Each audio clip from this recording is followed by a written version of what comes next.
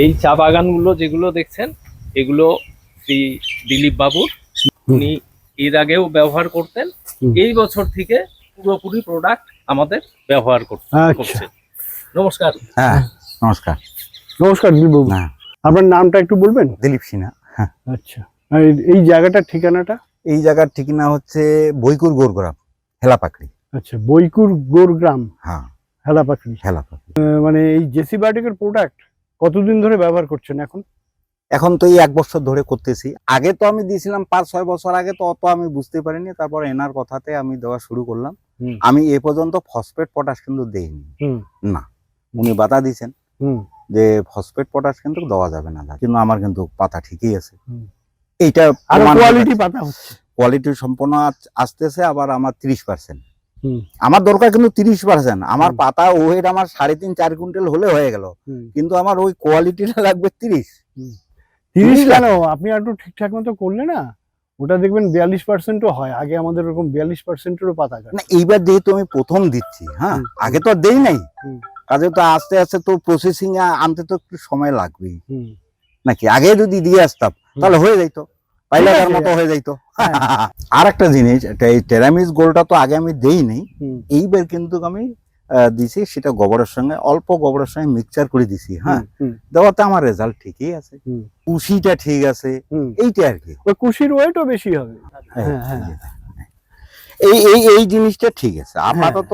এই যে দেখুন, ব্যাপারটা হচ্ছে কি, আগে 2 বছর আগে যে আপনি ব্যাপারটা বুঝতে পারেননি, তার কারণ হচ্ছে এই যে পাতাটা, এই পাতাটা অন্য রাসায়নিক জিনিস মারলে পরে পাতাটা লম্বা বড় হবে, পাতলা হয়ে যাবে।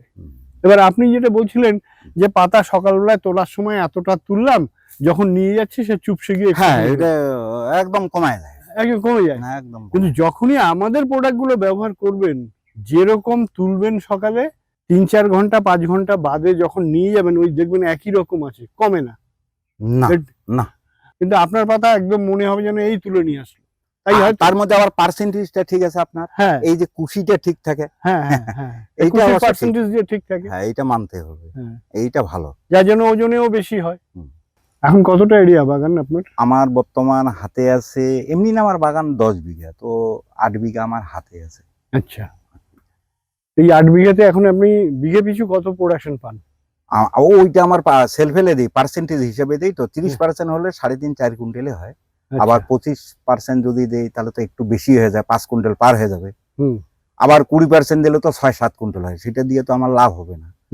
আমার কম, আমার ওয়েট 3.5-4 কুইন্টাল হলে আমার দরকার নেই, কারণ আমার রেটে ওইদিকে অনেকটা বেশি আছে না। আচ্ছা আচ্ছা আচ্ছা, আপনি ওইভাবে বিক্রি করেন? হ্যাঁ, 30% পাতি যখনই দিবেন তখন আপনার ওইদিকে 32, 34, 36 টাকা। আবার যখন 25-এ দিলেন তখন আসলো 25, 26, 27 টাকা।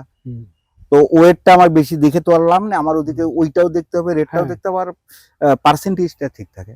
আমার মানে টাকার অঙ্কে কমার্শিয়াল ব্যাপারটাই দেখে নিতে হবে। না, আমার টাকার অঙ্ক ওইটাতে আবার বেশি, আবার রাউন্ড আমি বেশি পেয়ে যাচ্ছি। এইটা মূল বিষয়।